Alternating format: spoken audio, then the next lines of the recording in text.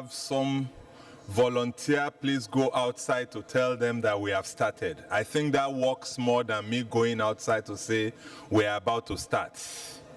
So please, I would like a volunteer. Alain, if you, thank you, I got a volunteer.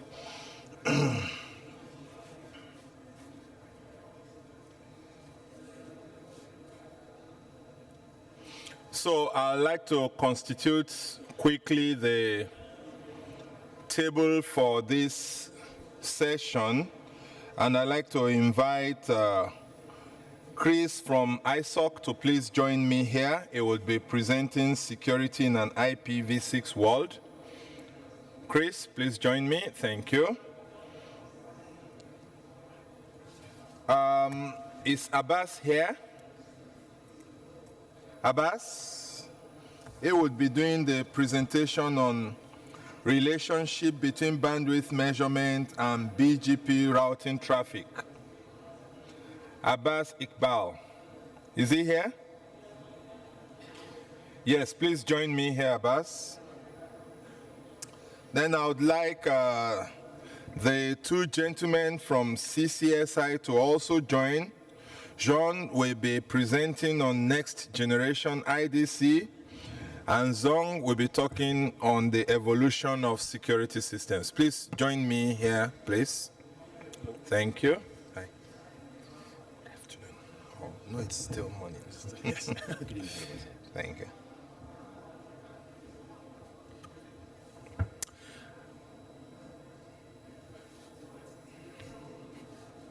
Please come, join us here, please. Thank you, both of you.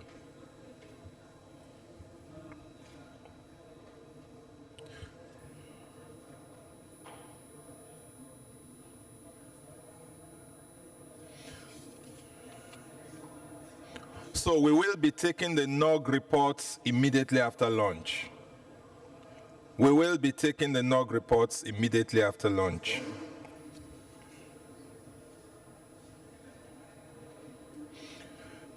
So please come take your seats. Yeah, come sit.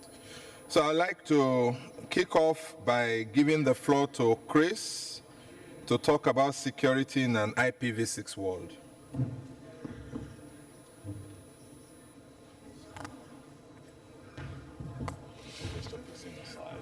Yeah.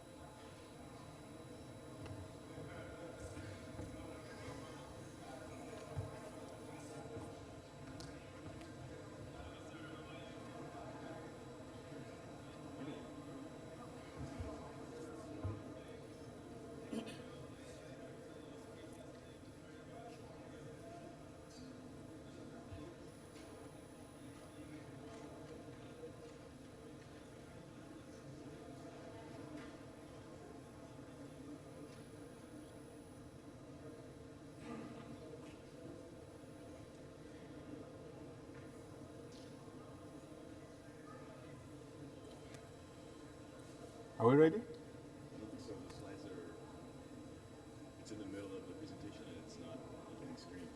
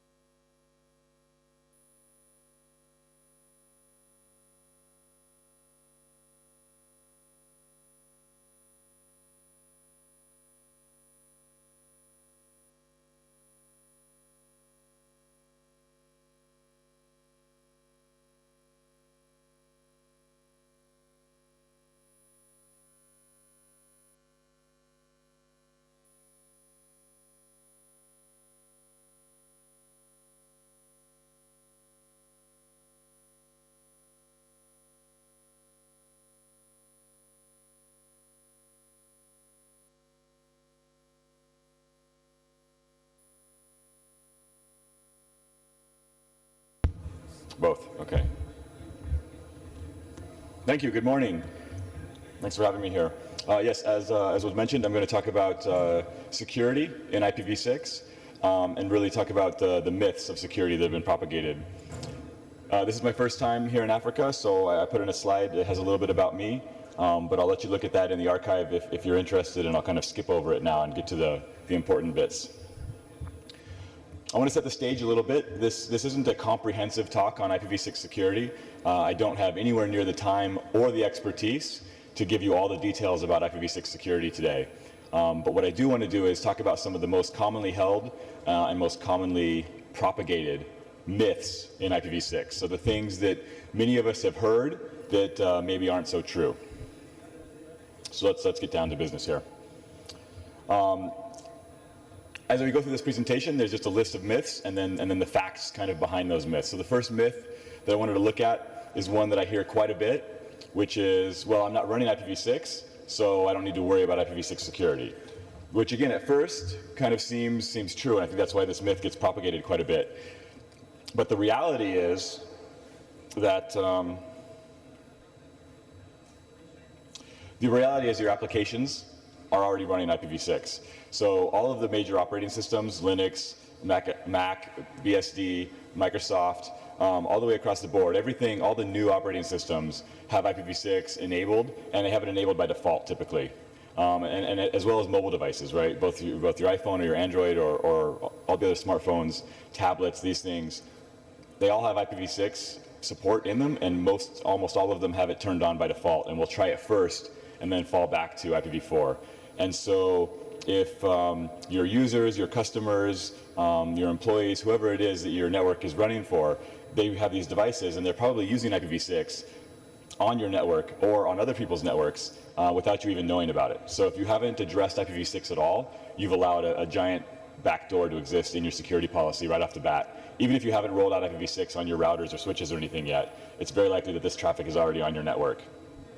And potentially, also, a lot of folks have bring your own device where people are using their own phones, their own laptops, their own tablets, and maybe traveling, going to other networks. And in those cases, again, they're probably using IPv6 and potentially are at risk without you even knowing it if you haven't deployed IPv6.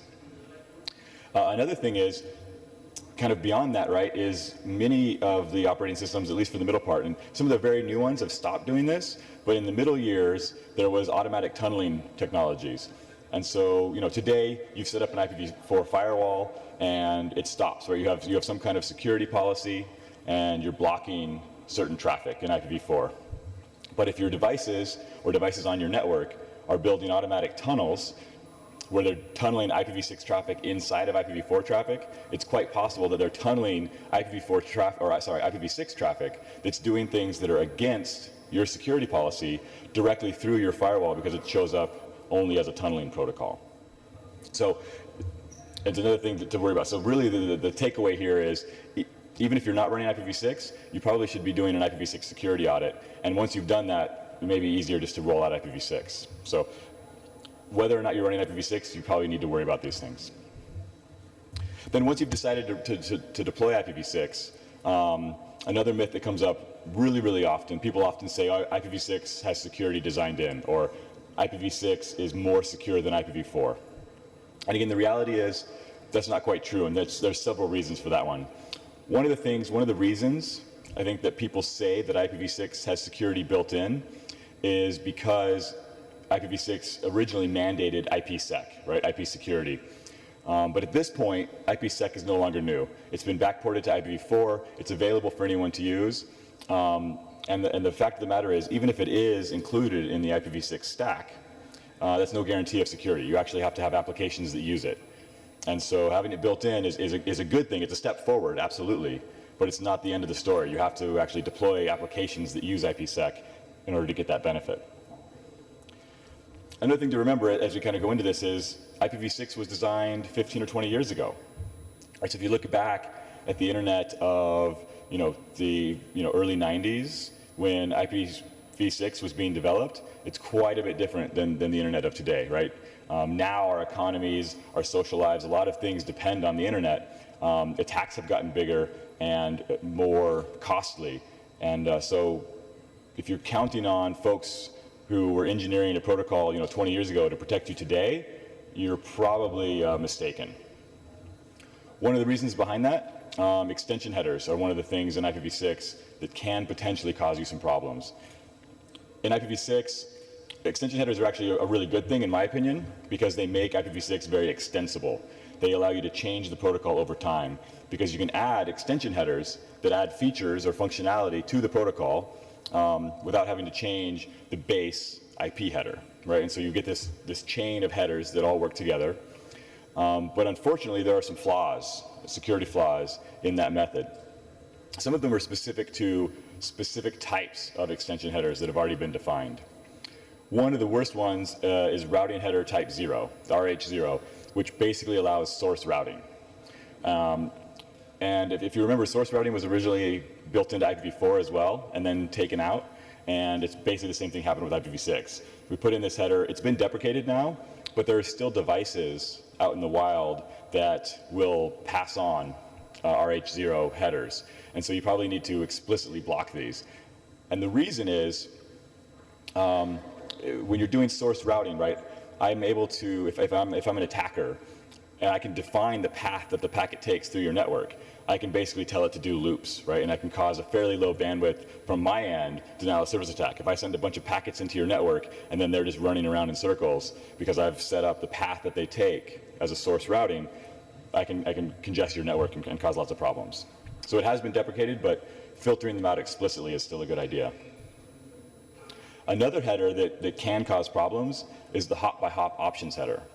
And as that name kind of implies, the hop-by-hop options header is all about instructions that have to be taken at every hop. So every router that sees that packet has to look at the hop-by-hop options header and try to execute whatever instructions are inside of it. They have to be executed in order. The problem here is that when you have a header on a packet that needs to be inspected by the router, you've now stopped routing and you go into the CPU, right? You're actually accessing the computer inside of the router. And so you can do very low bandwidth denial of service attacks by sending bad hop-by-hop options headers or lots of hop-by-hop options headers and causing routers to have to pull all these packets out of the network and inspect them, try to execute whatever instructions there are. So if they're invalid, if there's invalid instructions or invalid code inside of these hop-by-hop options headers, every single router along the path has to look at it, consume cycles, and you can basically tip over routers. You can knock routers down in a denial of service attack by using this hop-by-hop options header. There's a draft here, draft Krishnan IPv6 hop-by-hop, that explains the threat itself and some ways to mitigate it. And then beyond that, so those two specific extension headers are problematic, but extension headers in general are somewhat vulnerable. You can build really large extension headers. You can have lots of extension headers. You can do invalid extension headers. You can do a combination of all three of those things and really, again, cause problems for routers along the way as they're trying to deal with these headers that they don't really know how to deal with. So there's definitely needs to be a strong look at how you approach your options headers. Getting away from the header and looking at neighbor discovery itself, again, is somewhat vulnerable. Rogue router advertisements, and what I mean by rogue is someone sending router advertisements that shouldn't be. So typically your router advertisements should come from the default gateway, from the router that's kind of controlling the local area network. If someone is able to gain access to your network, they could potentially send out router advertisements from a router that's not the default gateway. So you can renumber hosts, or you can give them bad IP addresses. You can launch a man-in-the-middle attack by saying that you are the gateway, inspecting the packets as they come through, and then handing them off to the actual gateway. AIS14 documents the problem, and it looks at how it works. Now, again, I don't want to scare everyone away from IPv6. This problem is similar to problems in IPv4 with DHCP. So I don't know if anyone has experience with an IPv4 network where someone turns on a second DHCP server, maybe accidentally, onto a network. I've had networks in the past that I worked on as a service provider where we had customers who would plug a home router in backwards, right? Instead of plugging into the internet or WAN port, they would plug their connection into the LAN port, and they would then start trying to hand out addresses and DNS information and everything to the other customers on a bridge network. And this is fairly similar to that. Definitely something that needs to be taken seriously, but it's mostly a local LAN issue. And if you control access to the network, then you won't have this problem. Beyond just the router advertisements themselves are definitely the worst part of the neighbor discovery problem because they're very powerful. They give a lot of information to the hosts. But you can forge all kinds of neighbor discovery messages to cause problems on a network. And of course, ICMP redirects work just like in IPv4, so it's kind of the same problem there. And again, really the issue here is physical access. Right, you want to make sure that your Wi-Fi is secure. You want to make sure that your switches are secure so that people can't plug rogue devices into your network. And that's really how they stop these things. And then finally, the last piece that kind of debunks this myth that IPv6 is somehow more secure than IPv4 inherently is that many of the attacks we deal with are actually above or below the IP layer, right? They're not actually IP attacks. So when you're doing anything with a database, where you're doing SQL injection or buffer overflows, cross-site scripting, all of this stuff isn't affected, right? Whether you're running IPv4 or IPv6, it's really the same problem. And again, email and spam and many of the other security issues have nothing to do with what internet protocol version you're running. So those all need to still be addressed, right? The next myth I want to look at is regarding network address translation. And I hear this one a lot. From some fairly smart people, right, where they think that because IPv6 doesn't have network address translation, that they're somehow less secure, because they're using public addresses that are less secure. And the reality is that the reason that routers today that have NAT in them cause security is because when you're doing network address translation, you have to maintain state, right? So in order for me to send a packet through a NAT device, the packet addresses have to be switched, right, which means the router itself has to remember that I'm sending a connection out, and so it opens up it sets state, and so it remembers this packet went out, so the packet's coming back in. I have to translate back the other way, and that stateful firewall is actually what's providing the security, not the network address translation. And then even worse, not only does NAT not provide security, it can sometimes reduce security because it creates a single point of failure. It creates a place where your application layer gateways in that NAT device can be overloaded. The number of ports that you have available on that NAT device can be exhausted. And you can actually, again, cause a denial of service attack fairly more easily on a network behind a NAT than on a network that's just behind a stateful firewall using public addresses. Another myth, that's one that's kind of really easy to believe, is that IPv6 networks are too big to scan. What do I mean by scanning, right? So a lot of times today, the first step in an attack on a network is to find out how many hosts you have, what addresses those hosts are using, what ports are active on those hosts, right? I want to know if you're running servers, if you're running a mail server, if you're running a DNS server, do you have Windows laptops on your network? And I can find a lot of that out by scanning your network remotely.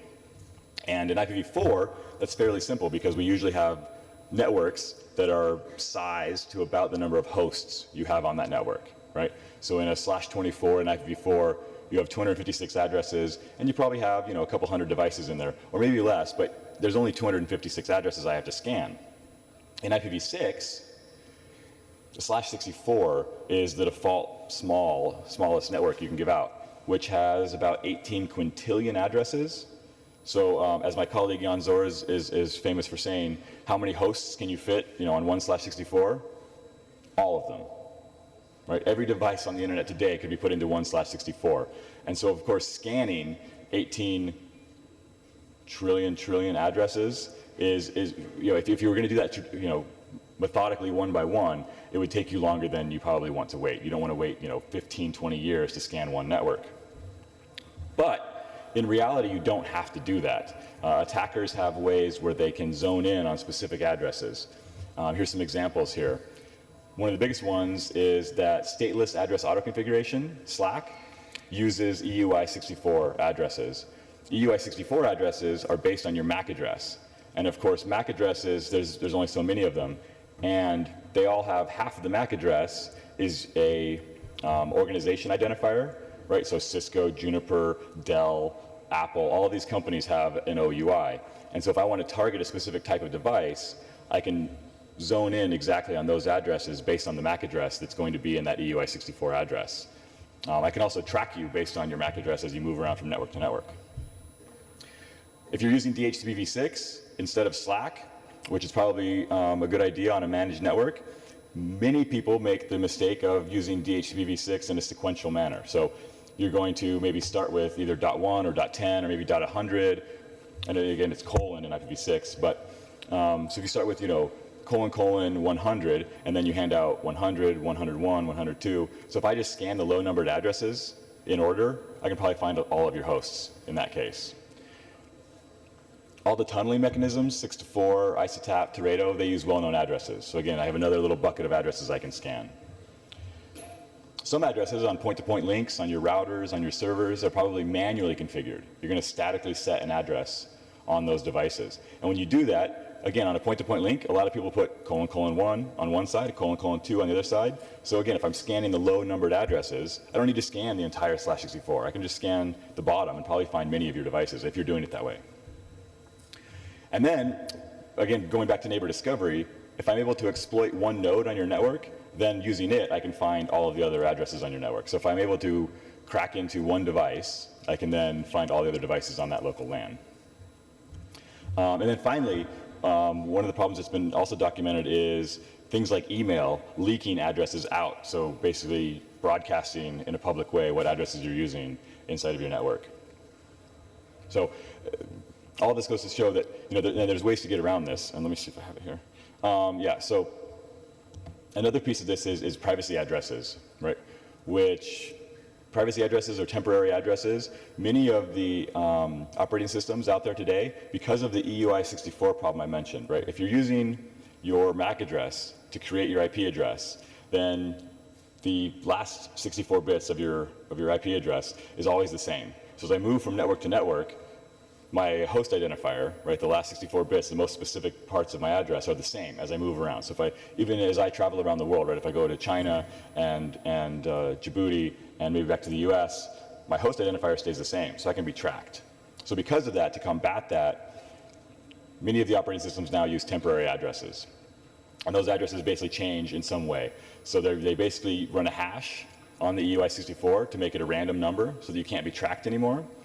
And then they rotate, and sometimes they rotate based on a different address for every session, or sometimes they change addresses every couple of hours, and it's a little bit different based on different operating systems, which is a good thing for privacy, but it makes the security auditor's job much harder. Or if you're trying to do filtering or troubleshooting, if you're trying to do forensics and backtrack who was using what address at what time, it becomes really, really hard to figure that out.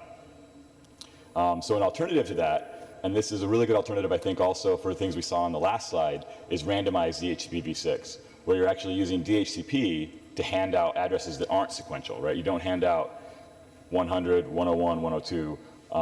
You hand out all over the place within the /64, kind of randomize it. Then you can still track it, so you're able to know what hosts on your network were using what addresses, but it's much harder to scan or to track your users from the outside, from an attacker. The next myth I want to talk about is one that comes up that says IPv6 is too new to be attacked, right? So a lot of people think that because IPv6 is a fairly new protocol, it's not widely deployed, we're still at only about, 3.5%, almost 4% of internet traffic is on IPv6, so maybe I just won't be attacked and I don't have to worry about it. And that's not quite true. There are a plethora, there's a ton of IPv6 security or anti-security, right, attack tools available. The THC toolkit has everything you would need to attack IPv6. There's port scan tools, there's packet forgery tools, there's denial of service tools, and everything you would want to have if you're an attacker. So these tools are available, and also there are bugs and vulnerabilities in IPv6 protocol stacks. Right? So different manufacturers have different bugs. Those are all out there from different vendors, from different open source software. It's all out there. Some of it, if you want to find it, if you search for securityfocus.com is a really good security site. And if you search for this in that URL for BID IPv6, if you were to run that search right now, you get a massive listing of all kinds of security flaws in IPv6 stacks. that could be exploited today. So it's not too new. There are exploits out there. There are tools to take advantage of them, and you have to watch for that. This next myth is one that I think is one that even I kind of fell into for a long time, because I come from more of a networking background than a security background. And I think a lot of the people deploying IPv6, some of the first adopters, are in a similar boat. We're network engineers, not necessarily security people. And so from a networking perspective, IPv6 is 96 more bits. It's not really magic, right? It works really similar to IPv4. But in reality, from a security point of view, IPv6 addresses are actually drastically new, right? So we've moved from 32 bits to 128 bits. We've moved from decimal notation to hexadecimal notation. We're using colons instead of periods. There's different formats. You can do zero suppression, you can do zero suppression and zero compression, which means the address can look 3 or 4 different ways and still be the same address. And the reason all this matters is because you're probably doing logging. You might want to be grepping on security logs. You have filters set up. All of these things need to be changed and need to be dealt with for IPv6 in a different way than they were for IPv4, because the same little 32-bit integer isn't going to work anymore to filter or scan for IPv6, even when you're just looking through your logs. Another piece that's quite a bit different in IPv6 is that there's multiple addresses on each host. And so again, in your log files, you could have the same device show up with different addresses, which makes forensics, security forensics, and tracking much harder. And then finally, the syntax itself, right? The command line interface, the things that you're typing into your firewall are a lot of times different. Most manufacturers, when they went to do IPv6, because it's a whole new protocol, they wrote whole new software. And the commands don't necessarily match up with the IPv4 commands. So you have IPv6 commands, IPv4 commands, and you really need new training. Your security folks need to understand the new syntax. And if you don't have that up front, mistakes can be made.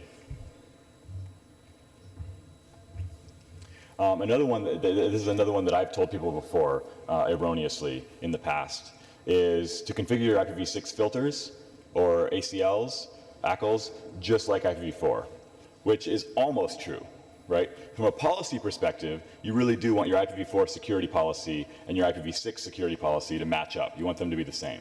But the actual implementation of that policy is going to be quite a bit different. One of the big reasons for that is DHCPV6 and neighbor discovery. They use ICMP, and DHCPV6 uses link local addresses. And so this creates some changes, right? So you can't just block all ICMP, for example. So there's some differences here. I put in a MikroTik example of a firewall filter. If I look at this here, there's rule number 3 there is specific for DHCP so that you can actually get the response back on that link local address. And yeah, rule number 1 is kind of your basic stateful firewall. And rule 0 there is allowing ICMP so that you can actually allow neighbor discovery to work on your network. If you don't do that, neighbor discovery breaks, IPv6 falls down, and you don't have a functioning network. So there's, like I said, there's some nuance there and some new things you have to deal with when writing access control lists or firewall filters for IPv6. This is a myth that your vendors and suppliers may tell you on a frequent basis. It supports IPv6. And the reality is that it may not yet. We're still in a place where support for IPv6 has gotten much, much, much better, but you really need to deal with detailed requirements. Again, RIGHT 554 was mentioned earlier. It's a document that's basically a procurement document that runs through all of the requirements for all kinds of IPv6 devices, and it's a really good document to use as a baseline. Because what you're really looking for here is not just that you can configure an IPv6 address on something, but that it really functions in the same way that you expect it to from IPv4 to IPv6. And that's a good start for getting those requirements in there. Also, any of your own specific requirements need to be added as well. And then once you've told your vendors or your suppliers that you need these requirements, you really need to test and verify that they've done it. Because just like with any new feature, this is a whole new protocol. You have to make sure that they've done what they've said they've done. And independent or outside verification is also really great when you can get it. So devices that have been tested by others are good to look at. And services as well. Another myth, as we kind of get towards the end here, is that there are no IPv6 security best current practices yet. And of course there are. IPv6 has been deployed by enough folks on enough networks that we're starting to see the things that you need to do. So here's some examples. You want to perform IPv6 filtering at the perimeter, right? Which is probably just like IPv4. You want to do your BCP38 unicast RPF checks throughout the network, right? You don't want to allow spoofed packets. You're going to want to use manual tunnels instead of dynamic tunnels wherever you can, and hopefully not use tunnels as much as unless you have to. The network access network security measures. Again, back to the neighbor discovery problems, the rogue router advertisements. If you're allowing people you don't know or don't trust onto your local network, you're going to have security problems. And again, you really do want your policy level, at least, your security policies to be the same from IPv4 to IPv6. The things you don't allow in IPv4, you probably don't want to allow in IPv6 from a policy level. And of course, you need to continue to let your vendors know what you expect specifically. Going back to the last one, you really need to let them know, these are my specific requirements. This is what I do in IPv4. I want to be able to do it in IPv6 and keep that going. And there's, of course, more than this. These are just some examples. The final myth is that there are no IPv6 security resources. And again, not true. There are. IPv6 Security by Scott Hogg and Eric Vink from Cisco Press is still a really, really good book. If you really want to get in depth into IPv6 security, I would say start there. The US government National Institute of Standards and Technology published a fairly dense and long document on guidelines for the secure deployment of IPv6, which is another great resource. And this slide is not updated, but we have on Deploy 360, we have a IPv6 security page as well, which has all the resources listed there. Many more resources listed there that I couldn't fit on this slide. So in conclusion, the reality of dual stack, right, the reality of deploying IPv6 is that you have two protocols running on your network once you deploy IPv6. And even before you deploy it, you have two protocols running on your network today probably. So that means two sets of filters, it means two sets of bugs, it means two independent protocols that you need to work on security in parallel.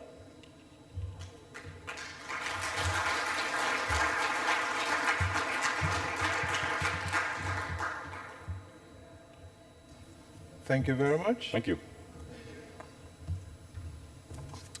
What we'll do is take all the presentations. Then if we still have time, I'll open the floor for questions. Is that okay? All right. I want to assume I don't have executive powers here. Is it okay to defer questions to later? Thank you. All right. We'll take the second presentation. Is Abbas in the room?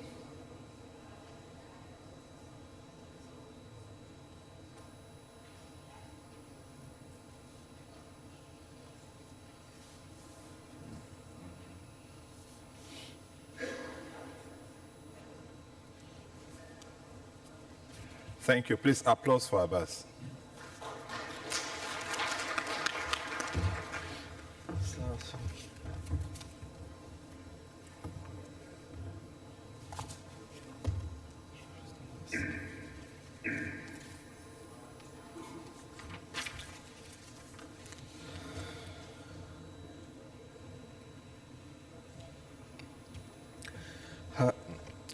Hi everyone. First, it's maybe a bit late, but welcome to Djibouti. I would like first to thank sincerely the AFNOG and the African Internet Summit Committee, the local Ministry of Telecommunication, and as well as Djibouti Telecom for organizing this event and allowing me to present this subject. And I'll go straight to the goal. The purpose of this presentation is just to put in relation the common internet measurement bandwidth techniques with the routing processes of an ISP's internet backbone and its peers. So a lot of end users are using speed tests in order to evaluate their bandwidth, but the results, even if they are not false or accurate, do not have a straight relation with the configuration of the routing processes in the internet table. So it's very common that end user, corporate test their bandwidth, but result can be unexpected and drive major complaints to the ISPs. And this is actually the commercial battle between ISPs, but the reality is a bit different below. I will focus the presentation on the African ISPs because actually since the development of the submarine cable in Africa, it began very well in 2007. A lot of African ISPs were able to connect through submarine cable connectivity to ISPs, tier 1 or tier 2 ISPs in Europe, particularly London or Marseille. And on the other way, many big ISPs, tier 1 and tier 2, also installed IP POPs locally in some country in East Africa. For instance, for Djibouti, there is 5 submarine cables. We were buying the IP transit connectivity in Europe. Now, these ISPs install their POP here. And for instance, in Kenya also it's the case. Still, the majority of the IP routes and contents are sourced from the US and the Europe. It's a bit hard to say that, but the African content is not developed a lot in East Africa. And if you analyze the net flow traffic, you will see that a lot of end users are always taking or surfing to destination in Europe. So the bandwidth measurement tools can be very useful if the methodology and the interpretation of the result are coherent. It can improve a lot the work of the IT engineerings, the traffic engineering processes, and the netcode, and the developer of the netcode application. It can also optimize new IT strengths like the video on demand, cloud services, and voice over IP. So the final, I think the AFNOG meeting or the AFNOG event is a good experience to allow African ISPs to share their experience with these bandwidth algorithms and their BGP traffic engineering processes.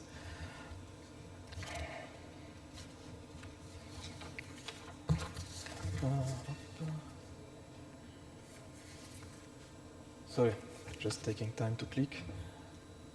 Okay.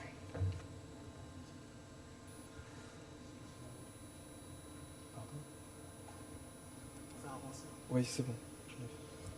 Merci. So, when we said about internet bandwidth, most of end users are telling, I'm not able to evaluate my speed of the internet bandwidth, or I have a speed of 6 megabytes. And the first point is that do we have to cite internet bandwidth speed or measure? In the context of data network, we'll prefer the term measure. It is the term bandwidth can define the net bit rate, the channel capacity, or the maximum throughput through a logical or physical communication path in digital communication system. And what is important is to make a difference between measuring the bandwidth on a single link or an end-to-end network path. For a routing engineer working in a corporate, we'll focus a lot of time to measure the bandwidth on the single leaf of an internal LAN. But for engineering working in an ISP, we prefer to evaluate the bandwidth directly on an end-to-end path, meaning between his internet backbone and the ISP that he has connection and buying IP transit. So, what is important to know is the different metrics of the bandwidth. A lot of end users are buying to their ISP the capacity. If an ADSL end user is buying 6 megabytes of capacity, or 10 megabytes, or 20 megabytes, or even 100 megabytes, this is the capacity that is buying on the local loop between his home and the DSLAM or the POP, the metro POP of the ISP. The other metric that a lot of people are not using, but mostly the developers and the telecommunication engineers, is the available bandwidth. It's simply the capacity minus its utilization. This metric is quite interesting since it allows many developers to estimate how much resident bandwidth the application can use on the link. Available bandwidth is useful for adaptive streaming video, gaming, VPN services, voice over IP, video conference. The last metric, this one is very hard to apprehend for end user, is the achievable throughput. You are able to have a capacity on a link or a single path, but there are two factors which decrease a lot your performance of the bandwidth. The TCP size of your OS, operating system, and the round trip time, meaning the ping.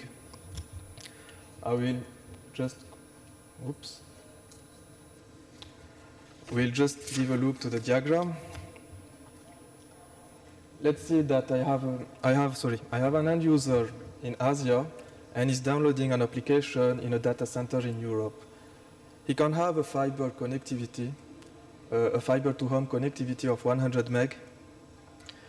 And he's expecting, of course, to download his application in 1 second or less. But the reality is different. The OS is putting a TCP size of 64 kilobytes per default. If you are doing just a simple calculation, you can know that the TCP achievable throughput is just 5 megabytes, even if you have a 100 meg links, and the data center in Europe have a 10 gig links. So we can see the influence of the ping can decrease a lot the bandwidth. Now,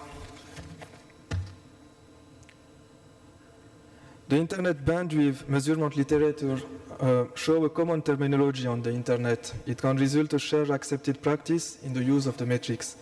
But ultimately, all bandwidth measurement tools attempt to identify the performances of a network, but it's not always clear how to associate this definition of bandwidth toward specific performance metrics. So using the correct terminology allows to understand the methodology, the correct use of the metrics, and its associated algorithms. We just have to take in mind that we have three metrics: the capacity, the achievable throughput, and the achievable throughput and the available bandwidth.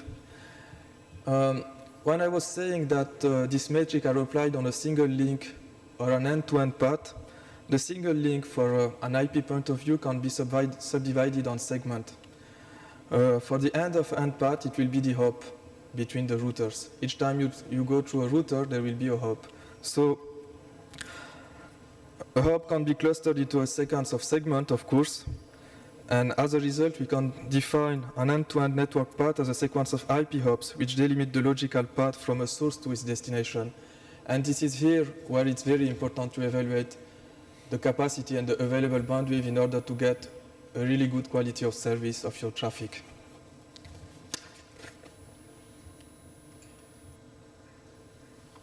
I will again go to the same diagram, just some change has been there. As we can see, the link between the PC and the switch, or the link between the switch and the router in the ISP field are segments. And each time we are going through a router, there are hops. Capacity, available bandwidth can still be estimated, but this time, the capacity on the end of the end path is not the same as the local loop. The capacity this time is equal to the achievable throughput. Again, the same issue of latency decreasing the bandwidth. So when the ISP is selling you 100 meg, but at the end you have 5 meg, it's not the fault of the ISP. The main issue is the latency. And the other issue is also because of the operating system TCP size. In Windows, it's 64 kilobytes. You can, of course, manually higher it, but most software are using that. Now there is another issue that we can see.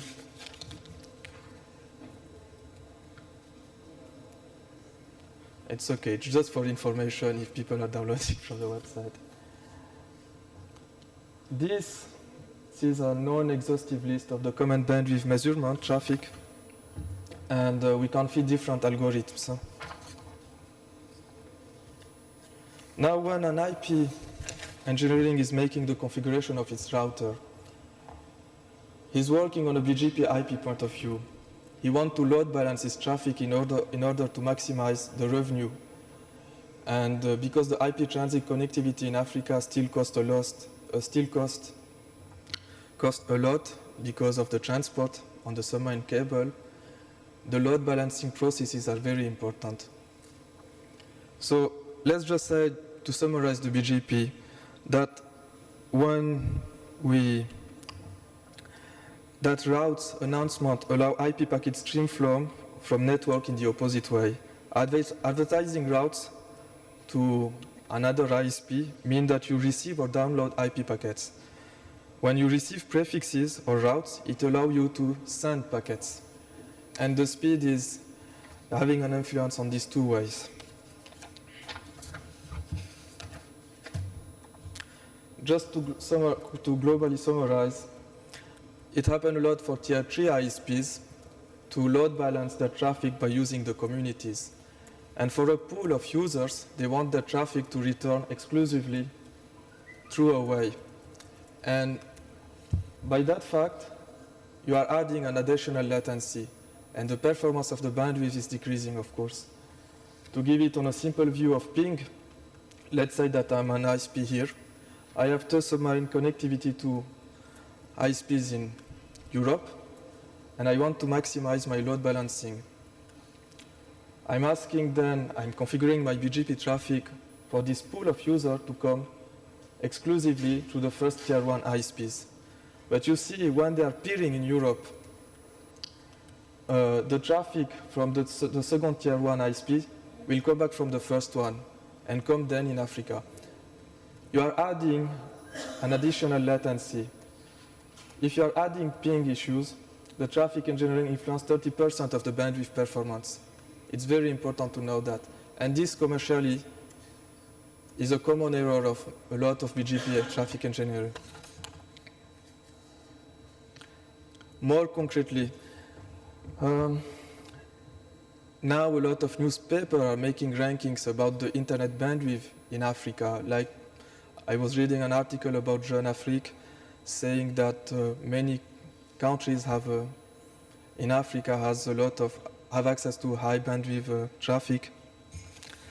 But when you are using the speed test, and this one is very common, I'm sure that a lot of people have used it, you can see that the reality is far different. I am in Djibouti.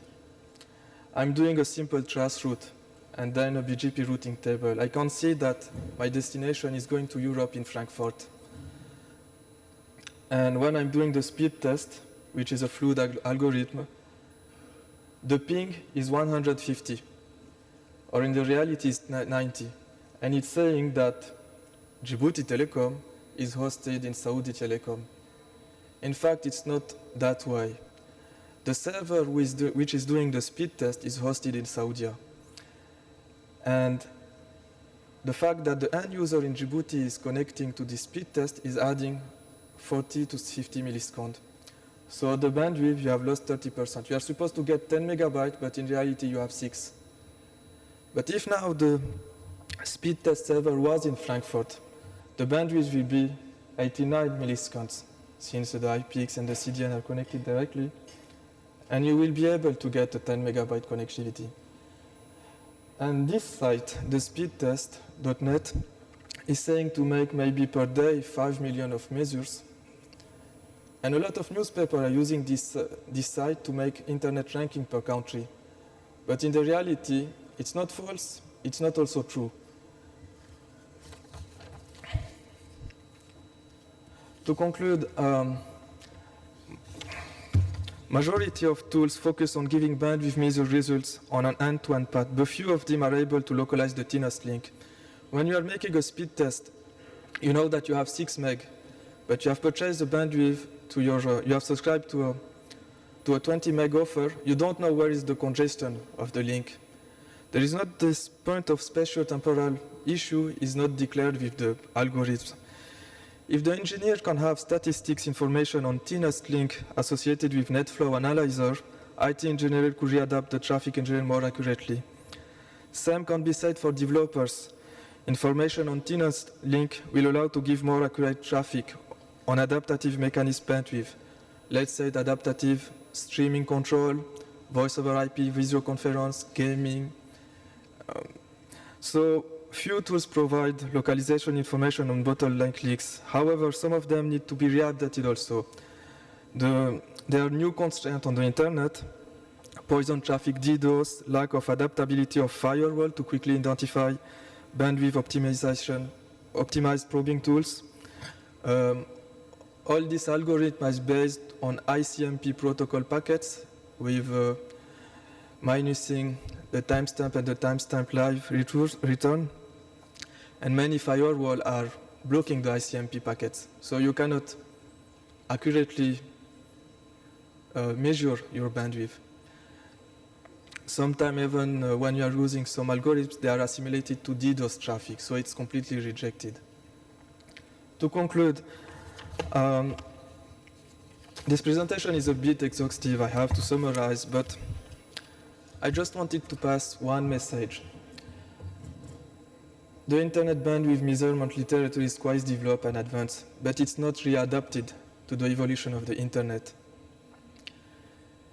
In Africa, we are trying to get the lowest latency as possible, which is a commercial argument, a massive commercial argument.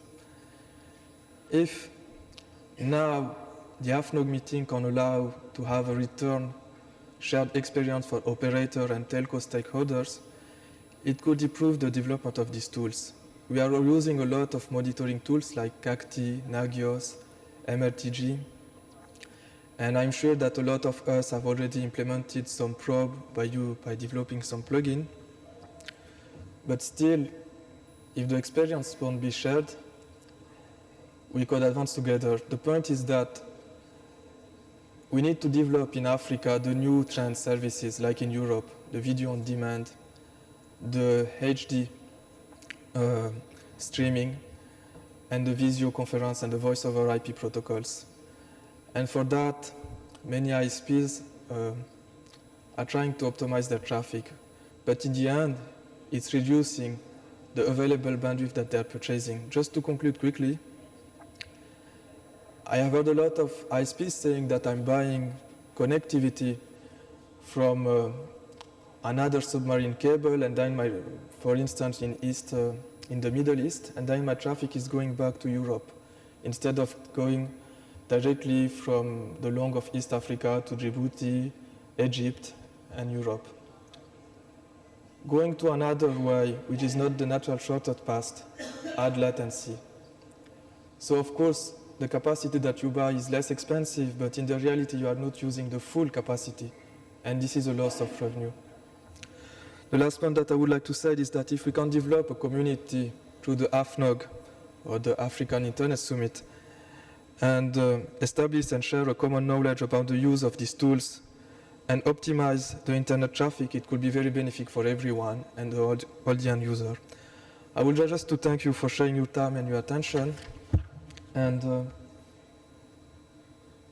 I would like also just to thank some people who support this project. Mr. Philip Smith, I think he's not here, Bramwell, and my former colleague Mustafa Mohamed Ismail and Khaled Naguib. You can contact me on this following address or on the website. There is already some research group in the Middle East working on this point, and in Europe. I think maybe it should be a good start to try something in Africa, at least through the AFNOG meeting. Thanks for your attention, and I hope that the explanation were clear.